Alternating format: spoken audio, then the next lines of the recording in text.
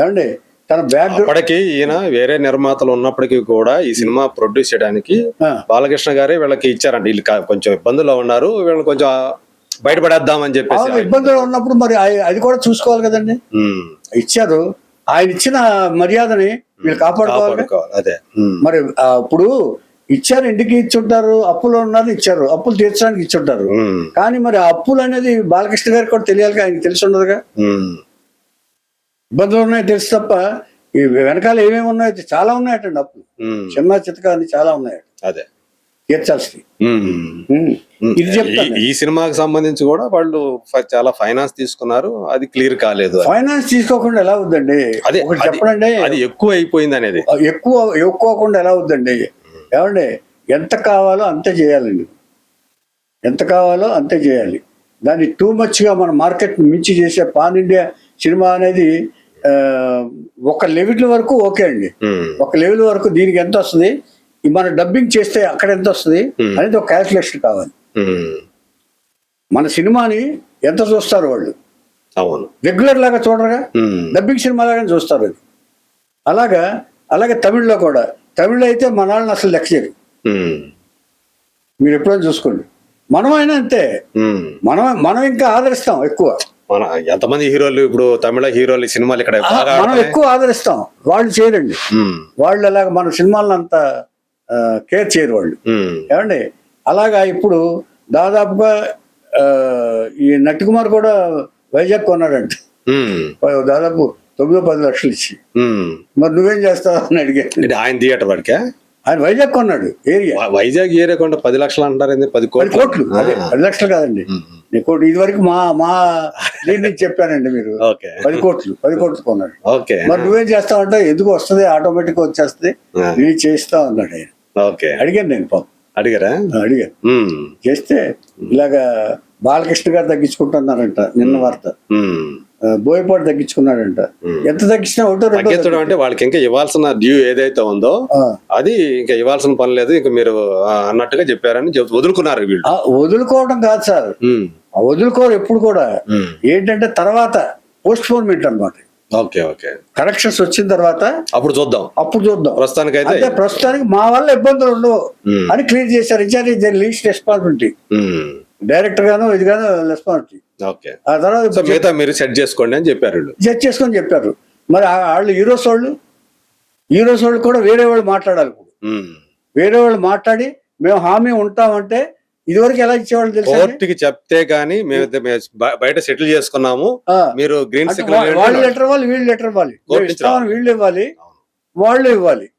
ఇదివరకు డిస్ట్రిబ్యూటర్స్ ఏం చేసేవాళ్ళు తెలుసండి, వీళ్ళు నిర్మాత ఇవ్వాలనుకోండి, సపోజ్ ఇట్లాంటి సిచ్యువేషన్ వచ్చింది అనుకోండి, వీళ్ళు బాకీ తీరలేదు, బాకీ తీరినప్పుడు డిస్ట్రిబ్యూటర్ లెటర్ రాసిచ్చేవాడు, మీ బాకీ తీర్చిన తర్వాతే నిర్మాతకు పంపిస్తాం మేము. ఇదివరకు డిస్ట్రిబ్యూటర్స్ కదా, ఒకవేళ ఏరియా వైజ్ డిస్ట్రిబ్యూటర్ అయినా రెగ్యులర్ డిస్ట్రిబ్యూటర్ అయినా సరే, అంటే మొత్తం ఒకే దానికి ఇదివరకు ఒకే డిస్ట్రిబ్యూటర్స్ ఉండేవాళ్ళు. శ్రీ ఫిల్మ్స్, లక్ష్మీ ఫిల్మ్స్, వీళ్ళందరూ ఉండేవాళ్ళు. వాళ్ళు ఏం చేస్తారంటే, ముందు ఈ డిస్ట్రిబ్యూటర్ లెటర్ రాసిస్తాడు, కలెక్షన్స్ లో ముందు మాది పోను, ముందు మీకే ఇస్తామని. ముందు వాళ్ళు కమిషన్ తీసేసుకుంటారు. అంటే థియేటర్కి వాడికి ఉంటాయి కదా, అవన్నీ కమిషన్ తీసుకున్న తర్వాత ఎవరికి ఇవ్వాలో వాళ్ళకి ఇస్తారు. ఇది ఇప్పుడు చెప్పాను కదండి, ఇది కూడా చెప్పాలి మీకు. మా గురువు గారు చెప్పాను కదా, ఫైనాన్స్ దాక్కున్నాడని చెప్పాను కదా. దాక్కుంటే ఎక్కడ ఉన్నాడు అంటే పట్టుకుంటే అబిడ్స్ లో ఒక చిన్న లాడ్జిలో ఉన్నాడు. మొత్తానికి ఎంక్వైరీ చేసుకుని కనిపెట్టారు. ఆయన లాడ్జ్ లో దాక్కున్నాడు. బాగా వీరికి నెట్వర్క్ ఎక్కువ ఉంది కాబట్టి కనుక్కున్నాడు. లేకపోతే కనుక్కోలేరు కదా. ఏమంటే అప్పుడు ఏం చేశారు, చెన్నైలో, ఇక్కడ హైదరాబాద్ లో అబిడ్స్ లో. అదే అబిడ్స్ అన్నారు కదా, ఏ సంవత్సరం ఇది? ఇదే లాస్ట్ ఇక 2000 సంవత్సరం ఆ ప్రాంతంలో. 20 ఏళ్ల క్రితం ఈయన వెళ్ళి ఆ మెట్లు, సన్నటి మెట్లెక్కిన తర్వాత ఒక మహా దర్శకుడు చూడకూడని పరిస్థితి అది. ఆ ఫైనాన్స్ దగ్గరికి వెళ్ళి, ఏమంటే సినిమా అవతల పాడేస్తాను, నాకేం పర్వాలేదు అనుకున్నాడు అనుకోండి, ఏం పర్వాలేదు. కొంతమంది ఏం చేస్తారు తెలుసండి, అలాంటి దర్శకుడు లాడ్జికి వెళ్ళి డోర్ కొట్టి, మీకు ఏదైనా కావాలంటే ముందు మీరు తెచ్చిన తర్వాత, ఇప్పుడు నేను చెప్పాను కదా, మీరు ఇచ్చిన తర్వాతే మీరు వచ్చిన తర్వాత మేము చేస్తాం అంచేత మీరు నన్ను నమ్మి నేను నమ్మితే ఇంకా ఉంటానని నమ్మితే ఇంకా నేను పని చేస్తానని నమ్మితే ఆ లెటర్ ఇవ్వండి అని అడిగారు. ఏం చేశాడు ఆయన? ఇచ్చాడు. అయ్యో మీరు మీరు ఇలా రాకూడదు సార్ అది అని చెప్పి ఆయన స్టన్ అయిపోయి ఉంటాడు అసలు. స్టన్ అయిపోయాడు. డోర్ తీయంగానే సార్ అంతే. అలాగా ఇట్లాంటి ఇన్సిడెంట్లు ఎలాగ ఎందుకు చదువుతున్నాడు అంటే ఇలాంటి రాకుండా ఉండాలి అంటే తీసుకోవాల్సినటువంటి జాగ్రత్తలు ఏమంటారు? ఫస్ట్ డైరెక్టర్ బడ్జెట్ లో చేయాలి. డైరెక్టర్ మీద ఆధారపడు. అది పాయింట్, మెయిన్ పాయింట్ డైరెక్టర్ అండి. తర్వాత వాళ్ళు కూడానంటే నువ్వు ఇంత ఖర్చు పెట్టకూడదు అని చెప్పేసి వీళ్ళు కూడా హీరోలు కూడా కొంత చెప్పాలి సార్. ఇప్పుడు నేను అనేది వాళ్ళు ఎంతవరకు వచ్చి వేస్తారంటే బాగా రావటానికని కృషి చేస్తారు వాళ్ళు, ఆడుకుంటారు వాళ్ళు. కానీ ఆ బాగా రావటంలో ఎందుకంత ఖర్చు పెట్టాలి? ఇప్పుడు పర్పస్ఫుల్ గా ఉండాలి వేస్తే. ఇప్పుడు గుణశేఖరు చార్మినార్ వేశాడండి, దానికి ఒక పర్పస్ ఉంది. ఒక్కడికి పర్పస్ ఉంది. ఎలా పర్పస్ అంటే దాంట్లో ఒక 20 రోజులు షూటింగ్ ఉంటే సినిమాలో 3 వంతులు అక్కడ ఉంటే చెట్టు వేయాలి. అవును. 4 రోజులకి 5 రోజులకి చెట్టు వేశారనుకోండి ఎంత లాస్ అండి అది. తర్వాత ఓవర్ బడ్జెట్ ఎప్పుడు కూడా ఏమండి పేర్లు వద్దుగానండి, ఇప్పుడు చేసే ఓవర్ బడ్జెట్ వాళ్ళందరూ కూడా చాలా సినిమా ఇండస్ట్రీని నాశనం చేశారు. ఇది ఆరోగ్యకరంగా ఏది ఒక విలేజ్ లో ఇప్పుడు ఎడ్ల బళ్ళు ఇలాగ వాతావరణం, సూర్యుడు చంద్రుడు చెట్లు చక్కటి వాతావరణంలో జరుగుతున్న సినిమాని తీసుకెళ్లి దరిద్రం చేసేసి ఇదిగో ఇట్లాంటి పరిస్థితులు తీసుకున్నారు. ఇప్పుడు ఎవరు చేసిన కర్మ వారు అనుభవించగా ఎవరికైనా తప్పదన్న దానికి ఉదాహరణ అఖండ. తర్వాత వీళ్ళు కూడానండి మెయిన్ డైరెక్టర్ అండి నా ఉద్దేశం. నేను డైరెక్టర్ కాబట్టి నేను చెప్తున్నానండి. నేను రామ్ నగర్ లో కూడా బడ్జెట్ లో తీశానండి. నేను రామ్ నగర్ తీసుకెళ్లి గుర్రాలను తీసుకొచ్చి సర్దార్ ఏమండి అక్కడికక్కడే ఎలా తీయాలో ఎలా ప్లాన్ చేసి ప్రొడ్యూసర్ కి ఇబ్బంది కలగకుండా ఆలోచించి తీశాను. ఇప్పుడు ఎంత ఖర్చు పెడితే అంత పెద్ద దర్శకుడు.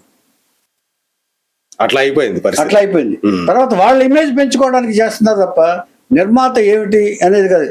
నిర్మాతలు ఏంటంటే వాళ్ళ ఇప్పుడు ఈ పాన్ ఇండియా ఇది వచ్చిన తర్వాత మోజు వచ్చేసిన తర్వాత ఇప్పుడు ఈ డైరెక్టర్ అయితే తప్ప పాన్ ఇండియాలో ఇది దొరకదు మనకు, బిజినెస్ తెచ్చుకోవాలి. ఒక సినిమా చేసేస్తారు సార్, ఒక సినిమా చేసేస్తారు. ఆ తర్వాత డబ్బేలమంట. బాహుబలికి కూడా నష్టం వచ్చిందని విన్నాను నేను. 1700 కోట్లు 18 కోట్లు అంటారు చూసారు. 1800 కోట్లు వచ్చింది నేను విన్నానండి ఒక డిస్కషన్ లో. వేరు అది మరి కరెక్టో కాదో తెలియదు కానీ ఊరికే విన్నాను నేను. అంటే ఇప్పుడు చెప్పటం వేరు సార్. ఇప్పుడు ఇదివరకు ఏం చేసేవాళ్ళు ఏంటంటే ఫస్ట్ వీక్ కలెక్షన్స్ 100 కోట్లు ఫేక్, ఇవన్నీ ఫేక్. అదే ఇన్కమ్ ట్యాక్స్ వాళ్ళు ఇచ్చారనుకోండి ఏమవుద్ది? ఏదో మేము పబ్లిసిటీ కోసం చెప్పామంటారు. అంచేత ఇప్పుడైనా సరే అంటే జనరల్ గా బాలకృష్ణ గారి సినిమా అలా రాదు సార్. అవును, జనరల్ గా నా ఉద్దేశం. ఆయన కూడా నిర్మాతలు దర్శకులు మనిషి, ఆర్టిస్ట్ ఆయన. అవును, బాలకృష్ణ గారు అంటే చాలా రీజనబుల్ రెమ్యూనరేషన్. తర్వాత అండి బాలకృష్ణ గారికి తండ్రి క్రమశిక్షణ బాగా ఉందండి. తండ్రి అంటే గౌరవం ఉంది. ఒకసారి భైరవ దీపానికి ఇన్సిడెంట్ చెప్తాను. భైరవ దీపానికి బాలకృష్ణ గారు యాక్ట్ చేస్తున్నారు.